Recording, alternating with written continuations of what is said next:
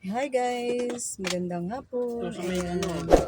Ayan. Ayos muna tayo ng mga pinamili natin guys. Kumusta po kayo? Dito ngayon sa amin. Pero okay lang po kahit maulan ay nakakapamili tayo po tayo. Ayan. Ako po muna ay mag-a-arrange ng aking mga pinamili sa araw na ito. Kumusta po kayong lahat? Ayan. Haggard po tayo dahil hindi po tayo naliligo. Ayan. Samahan niyo po ako guys. Ito po, nalagay ko na yung mascada. Hindi po tayo nawawalan dyan. Ay, talagang meron tayong mga customer dyan sa mascada. At ayusin na po natin ang ating ibang lagayan. Unahin muna natin itong. Hello mga kasari, magandang hapon po sa ating lahat. So ayan na nga po ang part 2 na aking upload kahapon. Kumusta po ang inyong maghapon ngayong araw? Dito po sa amin ay talagang ulan ng ulan at tila wala nang tigil ang buhos ng ulan dito sa amin sa Quezon. At ayan na nga po, kanya-kanya ko nang inilagay ang mga napamili ko mga paninda. Una ko nga po munang inilagay ang sunrock sa kanyang lagayan at kailangan natin talaga itong ayusin. Yung iba naman ay talagang inayos ko na yan noong nakaraan. Siyempre, kailangan natin, lagi natin i-check na ko po ang mantika ngayon. Napakamahal na po. Ang isang 1.5 po ay pumapatak na ng 165 na po.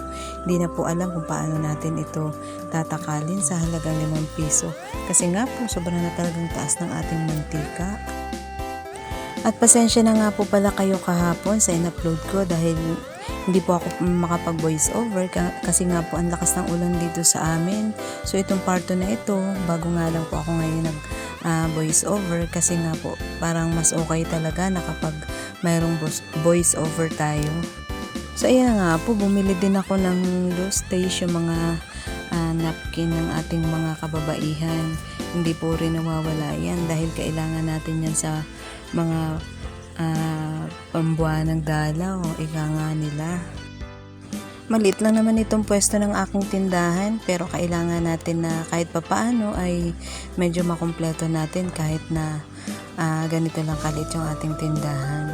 At hindi pa nga din natin makumpleto itong ating mga paninda dahil syempre nga po low budget pa talaga tayo.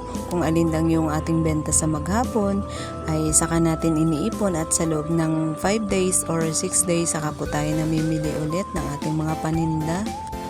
Napakahirap talagang budgetin ang perang para lang nakalaan sa tindahan. Hindi naman po natin pwedeng galawin yung alam natin na para sa tindahan. Kasi piso nga lang po ang mawala ay talaga namang mababawasan ang ating puhunan. Kaya nga po sa mga nagbabalak dyan magtindahan, talagang titsakin po natin na yung ating puhunan ay hindi magagalaw. Kasi nga po once na nagalaw natin ang ating puhunan ay talagang mauuwi sa wala ang ating pinaghirapan. At wag lang po nating sabihin ang pagtitindahan ay libangan lang natin. Sa totoo lang po, hindi po natin pwedeng sabihin na libangan lang ang pagtitindahan. Gawin po nating makatotohanan dahil ang pagbibusiness po ay hindi biro talaga. Ang lumalabas at pumapasok sa iyong tindahan ay kailangan po natin itong pahalagahan. Dahil nung una po akong magtindahan ay nauwi nga lang po sa wala ang lahat ng aking pinaghirapan. Kumbaga sa useless lang po. Kasi po hindi ko naman po talaga naayos yung pagmamanage ng aking tindahan. At kaya lahat ng lumalabas at pumapasok ay hindi ko po yan na-check. Kumbaga pahalagahan po natin yung bawat pumapasok sa ating tindahan or lumalabas man. At sa totoo nga lang po dahil sa sobrang luwag din natin sa mga nangangailangan sa atin, kaya nga po siguro nagkaganon din yung aking tindahan. Sa ngayon po ay kahit papaano ay namamanage naman po natin ang maayos at kahit kunti lang ang ating mga naiipon sa puhunan natin ay naibabalik po natin ang maayos dito. Dahil tulad nga po niyan, hindi porket tindahan natin ay malaya po tayong kumuha kung ano man ang ating gusto. Yun po yung mga maling pananaw na dapat ay binabago po natin yan. Kasi po, kapag ganun po yung ating pananaw sa paghahanap buhay, sa ating pagtitindahan, ay wala po talagang mangyayari. At kapag nagsimula nga po tayo, unti-unti lang po, wag lang po nating madaliin na agad-agad ay lalaki yung ating tindahan. Nasa sa atin naman po yan kung paano natin i-manage. Ito pong tindahan ko, hindi naman kalakihan, pero hindi rin naman po kaliitan. Sakto lang naman po ang aking tindahan. Kumbaga kapag bumili ka ng kailangan mo ay meron naman, pero hindi naman ganun na talagang meron akong mga stock. Kumbaga kung anong talagang fast moving lang po ng ating mga customer ay siya ko lang din po talagang binibili.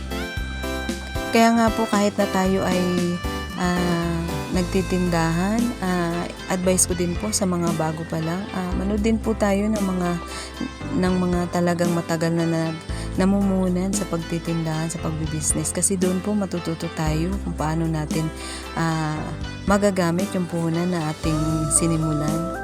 Marami po akong mga kasari na pinanood, kaya po yun ang naging motivation ko kung paano po ako maging maayos sa paghahanap buhay. Kaya unti-unti po ay sawa at biyaya ng Diyos ay nagagampanan natin yung mga bagay na napapanood natin sa ating ibang kasari, na talaga namang nakakatuwa na kapag in-apply nga po natin ay talaga naman may aral din pong mangyayari talaga, at hindi rin po talaga mabibigo yung mga turo nila sa atin.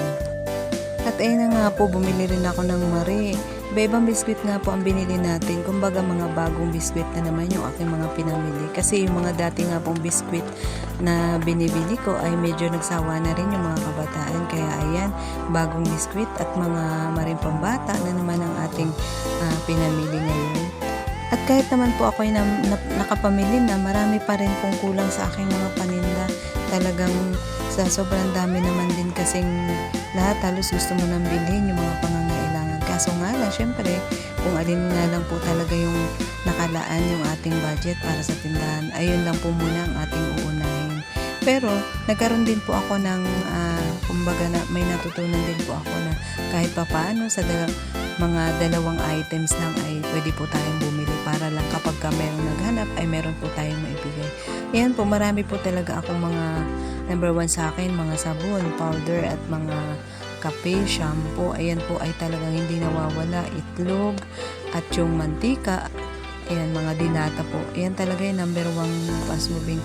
Sa totoo lang mga kasari, ako ay hindi pa talaga nagtitinda ng mga sigarilyo at saka ng alak. Kasi syempre, bukod doon, talagang mahal ang presyo niyan at hindi po talaga ako nagtitinda. O kanya-kanya lang tayo mga kasari. Okay naman po ang bintahan kahit wala po akong ganyan.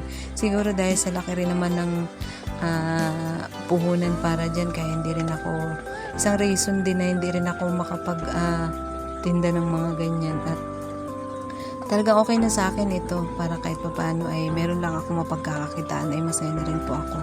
Dahil sa totoo lang, ilan po ang estudyante ko, dalawang grade, isang grade 10 at grade 11 at saka 12, kaya hindi po tayo pwedeng patulog-tulog sa maghapon. Kailangan po natin kumita para kahit papaano pambaon lang ay maibigay natin para sa ating mga anak. At nagpapasalamat din po ako sa Panginoon Diyos dahil hiniling ko po na magkaroon ako ng hanap buhay, at ito nga ay binigay ng Diyos sa atin. Minsan, talagang kailangan din natin isang gunit sa ating Panginoon ng mga bagay na nais natin. At yun ay isang napakalaking bagay at malaking tulong na ibinibigay din naman sa atin ng Diyos, basta't alam niyang ito'y makakabuti para sa atin. Masarap po talagang mamili, lalo na kung talagang yung lahat ng pangangailangan ay mabibili mo talaga. Lalo't ako po ay masipag talaga ako pag about na sa pagdi-display, kasi parang feel ko talaga ang pagdi-display na ito na magiging maayos talaga. Alam nyo guys, sa totoo lang yung akin pong kubo na ito ay hindi talaga ito ayos, dahil yung bubong ko nga po ay hindi ko pa rin mapalitan, dahil nga po talagang low budget po tayo para dyan. Hindi ko naman po pwedeng galawin yung benta ng tindahan, yung aking puhunan para sa aking pambubong or mapaayos yung aking munting tindahan. Iniisip ko na lang at pinagpipray sa Panginoon na balang araw alam ko namang ibibigay niya sa akin ito. Pero sa ngayon ay talagang tiis-tiis po muna, at ayoko naman pong galawin yung para sa tindahan. Baka po mawawala na naman ng saysay yung ating puhunan.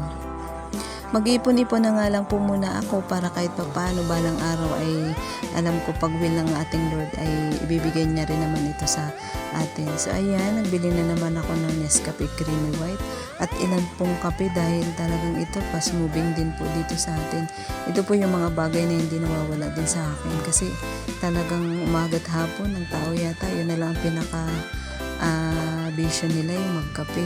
At talaga namang kahit naman ako pagka malamig ang panahon, talagang hindi maiwasan din naman hindi nagkakape. At dito nga po sa amin ay tag-ulan talaga ang panahon ngayon.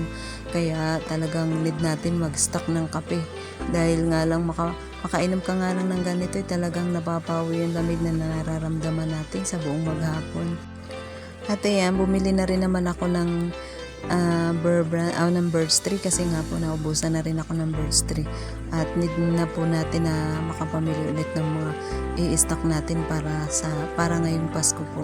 Ayan, siguro po ay marami na rin naman akong nasabi, marami na rin naman akong naikwento sa inyo. Hiling ko po ay patuloy niyo po sana suportahan ang aking mga ina-upload na video at maraming salamat po sa inyong lahat sa walang sawang panonood ng ating mga video at naway ang taon na papasok ay maging maayos po sa atin at para sa ating mga manonood, more blessing pa po at sa ating mga kasari, more benta pa po ang sana'y pumasok sa atin ngayong taon na ito. At patuloy po tayong manalangin sa Panginoon na lagi tayong i-guide at lagi tayong tulungan sa lahat nating pangangailangan. At lagi po natin ipagkatiwala sa Panginoon ang lahat ng bagay ay walang imposible sa Kanya. Maraming salamat pong muli sa inyo at yun pong mga nakakapanood sana ng aking video. Nahiling ko rin po sana na mag-iwan din po kayo ng inyong mga digit at para kahit papaano ay mayakap ko po kayo. Maraming salamat po sa inyong lahat guys. God bless po sa inyong lahat. Bye!